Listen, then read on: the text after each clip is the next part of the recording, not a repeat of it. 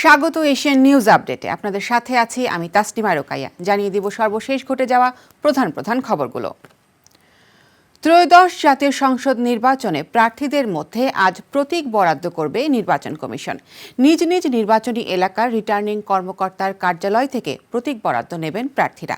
প্রতীক পাওয়ার পর আগামীকাল থেকে আনুষ্ঠানিক প্রচারণায় নামবেন প্রার্থীরা।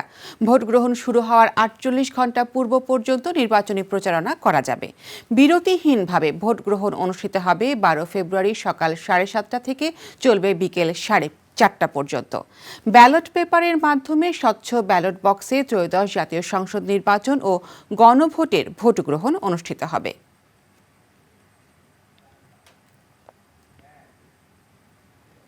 দুই দশক পর আজ সিলেট সফরে যাচ্ছেন বিএনপির চেয়ারম্যান তারেক রহমান। দলীয় চেয়ারম্যান হিসেবে দায়িত্ব নেওয়ার পর ঢাকার বাইরে এটি তার প্রথম নির্বাচনী জনসভা।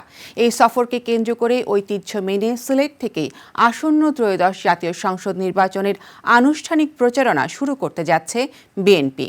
বৃহস্পতিবার সকাল 11টায় নগরীর ঐতিহাসিক সরকারি আলিয়া মাদ্রাসা মাঠে নির্বাচনী জনসভায় প্রধান অতিথি হিসেবে বক্তব্য রাখবেন তারেক রহমান।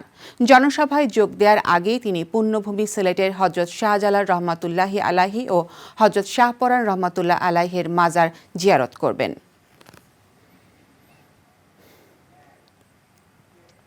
নিরাপত্তাজনিত ঝুঁকির কারণে বাংলাদেশে কর্মরত নিজেদের কূটনৈতিক কর্মকর্তাদের পরিবারের সদস্যদের ফিরিয়ে আনার সিদ্ধান্ত নিয়েছে ভারত।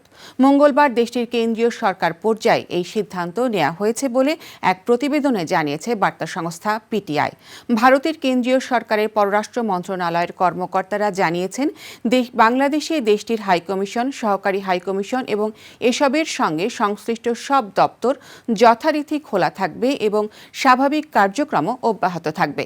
তবে বাংলাদেশের বর্তমান পরিস্থিতিকে আমলে নিয়ে সতর্কতামূলক পদক্ষেপ হিসেবে দেশটিতে কর্মরত সব ভারতীয় কূটনৈতিক এবং কর্মকর্তার পরিবারের সদস্যদের ভারতে ফিরিয়ে আনতে চাইছেন তারা।